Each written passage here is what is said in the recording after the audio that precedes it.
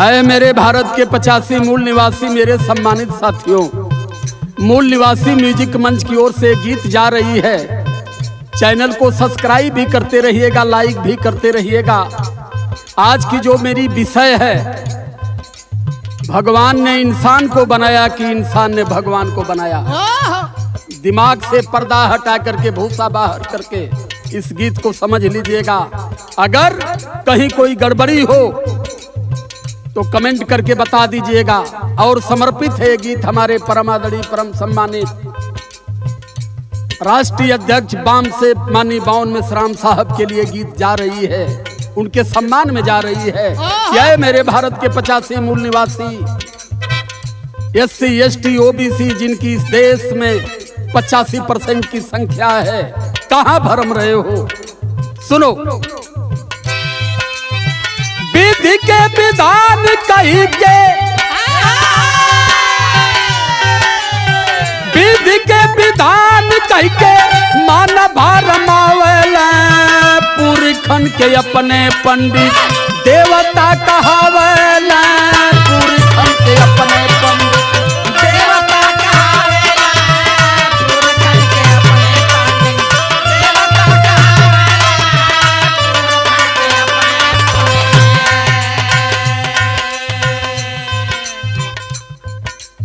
ब्राह्मणों ने अपने पुरखों को देव बना दिया। देव मीन्स देवता बना दिया। ए नारद, इंद्र, ब्रह्मा, विष्णु, ये जितनी भी देवी देवता आपके सामने हैं, ये सब इन्हीं लोगों के परिवार के लोग हैं। अपने पुरखों को देवता बनवा करके पुजवा रहे हैं। जिन्होंने हमारे इतिहास को, हमारे पुरखों को, हमारे लोगों को खत्म कर दिया, उनको इन्होंने देवता बनाया और हमें बता दिया कि भारत के मूल निवासी मूर्खों, भेड़ और बकरी, तुम भी इनको पूजो। क्यों? हम इनको पूज रहे हैं तो हम श्रेष्ठ हैं। इनको तुम भी पूजोगे तो श्रेष्ठ जाओगे। कितनी बारीकी से आपके दिमाग में गोबर भरने का ये काम किए हैं, ध्यान रहे।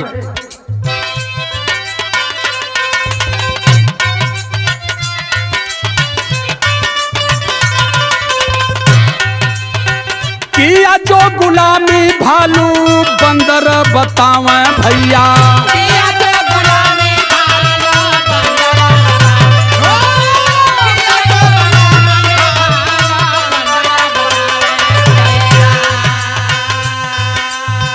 वेद और रामायण में ही वो के दर्शावे भैया।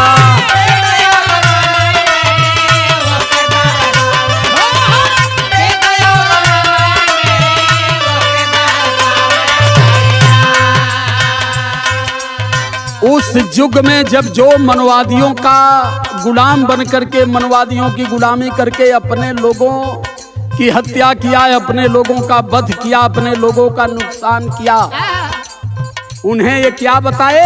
क्या? भालू, बंदर, रिछ, ताकि ये पिछड़ा समाज समझ न पाए कि इनके साथ जो इनकी गुलामी किए और इन लोगों के इतिहास को खत्म किए, वो पिछड़े समाज के लोग थे। इन्हें भालू बंदर के रूप में दर्शाया गया।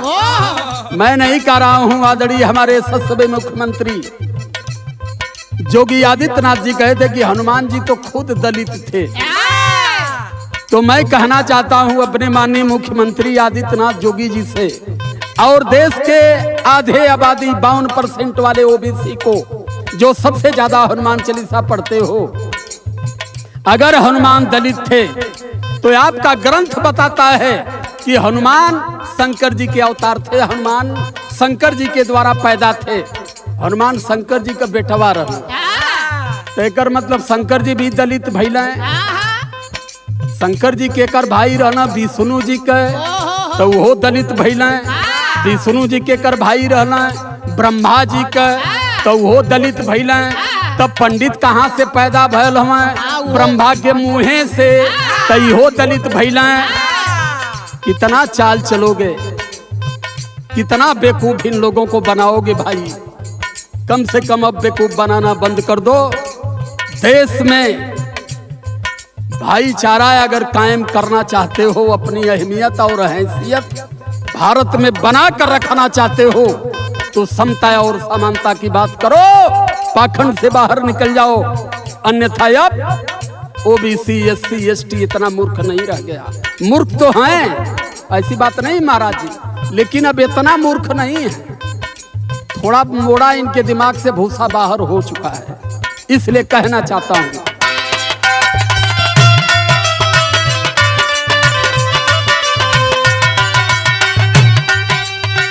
वेद और रामायण में उनके दरसावे भैया,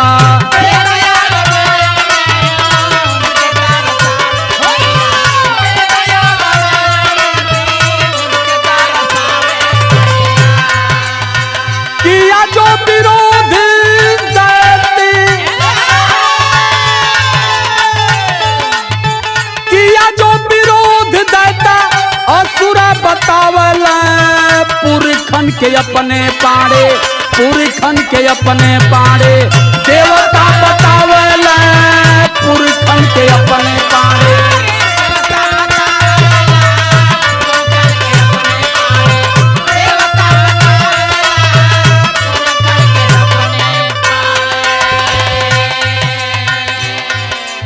आज भी सेम वही है।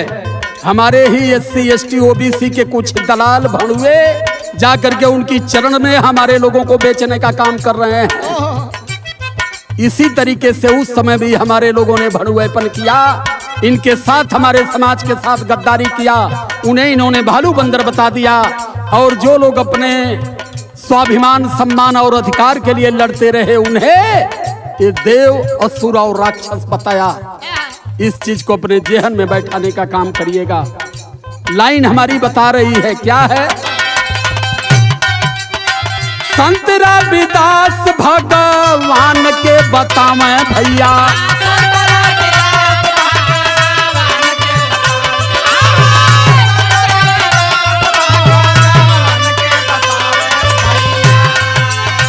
देवता का रूप रंग देखा दरसावे भैया,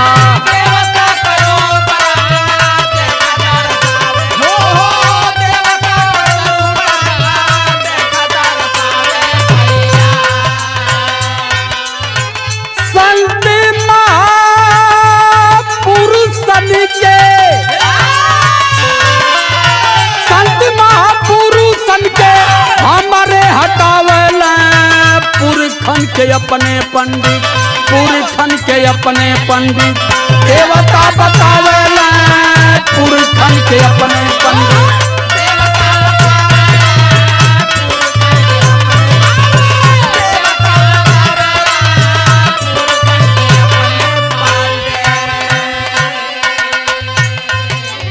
हमारे संत महासंत संत शिरोमणि भगवान पर व्याख्या करके बताएगी भगवान का अर्थ क्या होता है, भगवान किसे कहा जाता है। लेकिन इन लोगों ने जब संत रविदास का ब्राह्मणीकरण किया तो संत रविदास को भी चमत्कारी पुरुष बता दिए। संत रविदास जी भगवान के बारे में व्याख्या किए थे कि भगवान मीन्स क्या होता है।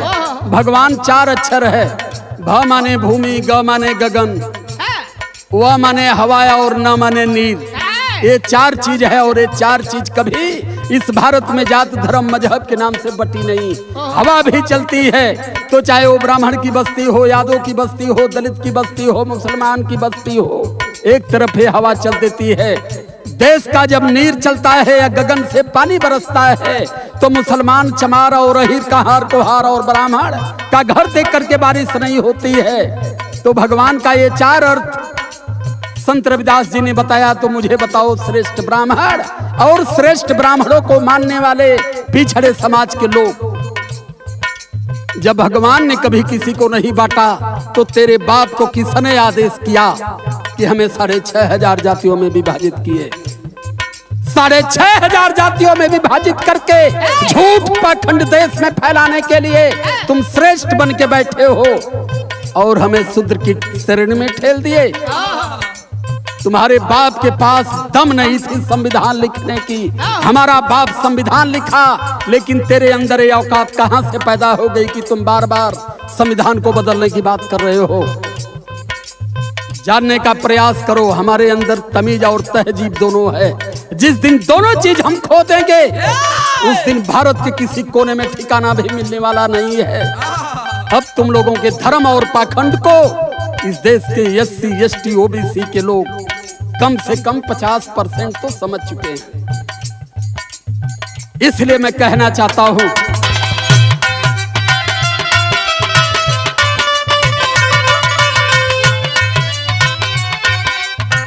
भारत के हमारे तावा हिंदुस्तान है भैया।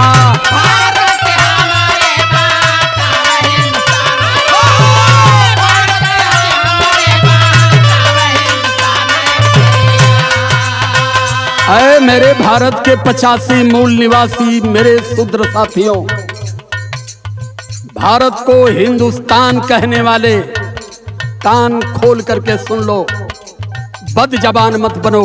ये हिंदुस्तान नहीं है, ये भारत देश है। और जिस दिन भारत देश पूर्ण रूप से हिंदुस्तान हो गया उस समय इस देश से 100 करोड़ लोग कहां जाएंगे, इसे भी अपने दिमाग में रख लेना। बार बार हिंदुस्तान हिंदुस्तान हिंदुस्तान करके अपने आप को गाली मत दो। कहना है तो सीधे भारत का नाम लो, हम भारतीय हैं। लेकिन जब इस देश से यार विदेशी ब्राह्मण आया तब इस देश को हिंदुस्तान बताया कि ये हिंदुस्तान है, यहाँ के रहने वाले लोग हिंदू हैं। लेकिन सुप्रीम कोर्ट ने क्या कहा? सुप्रीम कोर्ट ने सीधे कह दिया कि हिंदू शब्द गाली है। अगर हिंदू शब्द गाली है, हमें हिंदुस्तान बताया गया कि हम हिंदुस्तान के वासी हैं, तो मैं जब हिंदू शब्द पर व्याख्या किया, खोजा, तो पता चला कि ये पारसी भाषा है। पारसी भाषा में कहा गया हीन माने नीच और दून माने समूह। नीचों के समूह को हिंदू कहा गया। और हिंदुस्तान का क्या मतलब है इसे समझ लेना। जहां नीच लोग रहते हैं उनका एक तान है, नीच लोगों का देश है जिसे हिंदुस्तान कहा गया। क्यों बार बार हिंदुस्तान हिंदुस्तान हिंदुस्तान कह के अपने आप को भी शर्मिंदा हो रहे हो, हमें भी शर्मिंदा करने का काम कर रहे हो। हम न हिंदुस्तानी हैं और न ही तेरे हिंदुस्तान को मानेंगे। हम भारतीय लोग हैं और सदैव भारत को मानेंगे।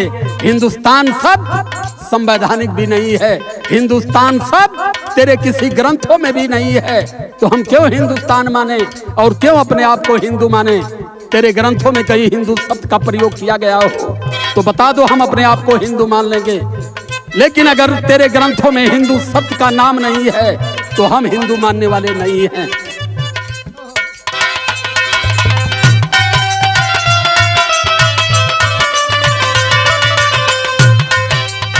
भारत के हमारे ताम हिंदुस्तान है भैया।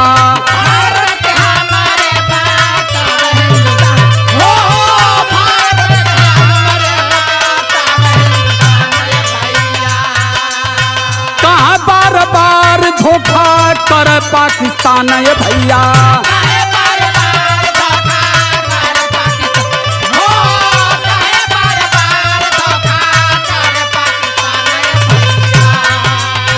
हिंदू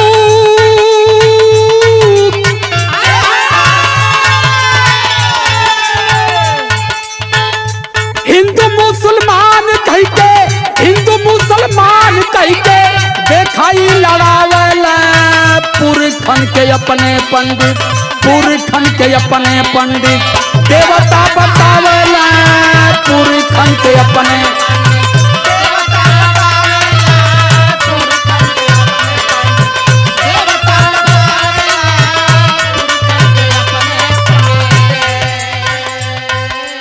जब से यार विदेशी ब्राह्मण भारत में आया, देश को तोड़ते तोड़ते तोड़ते जब भारत की सीमा रसिया तक थी। मैं पूछना चाहता हूं कि भारत को पाकिस्तान से अलग किसने किया? भारत से पाकिस्तान अलग करने का मतलब तुम्हारा क्या था? भारत से पाकिस्तान तुमने अलग किया और भारत से बांग्लादेश को भी तूने अलग कर दिया।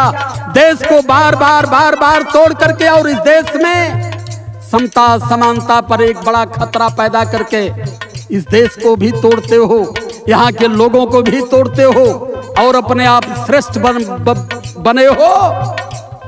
बताओ मुझे, इस देश को कहाँ मुसलमानों से खतरा है? इस देश को कहां पाकिस्तान से खतरा है, लेकिन हमारे SC ST OBC के दिमाग में ऐसा गोबर ठेस दिया तुम लोगों ने कि अपने ही भाई से लोग दूरी बनाना शुरू कर दिए। पाकिस्तान तो भारत का एक अभिन्न अंग है, दो भाई है अलग अलग हो गए हैं, लेकिन है मेरे भारत के 85 मूल निवासी।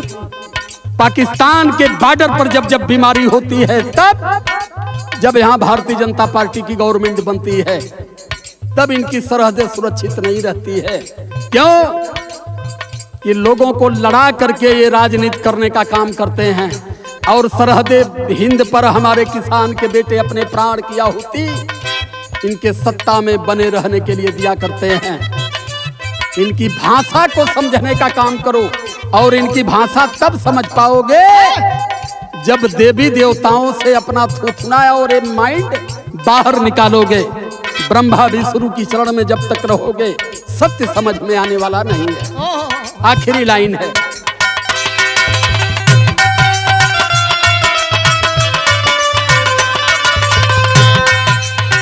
कहाँ राम पालट भैया सुना मूल निवासी।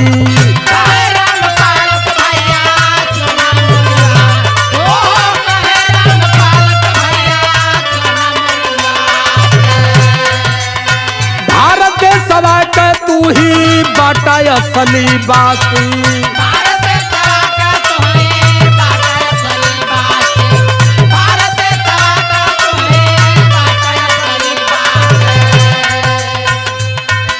अरे सौरभ राजकुमारी गाके सबकी बतावे बाबू।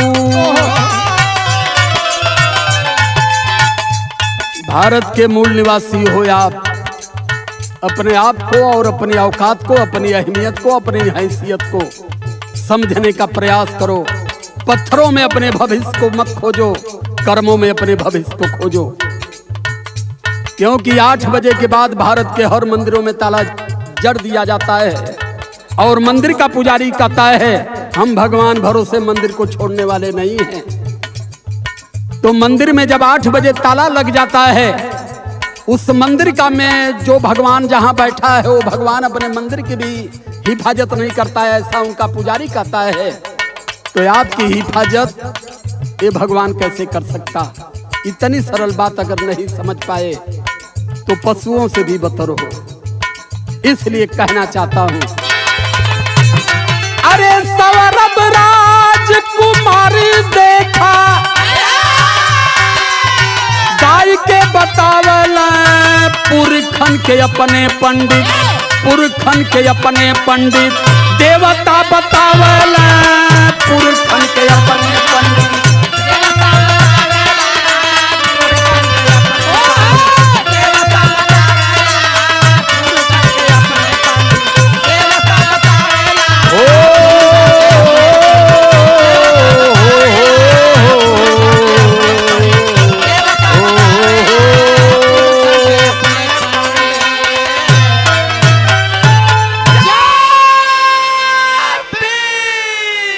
सादर जय भीम, नमो बुद्धाय।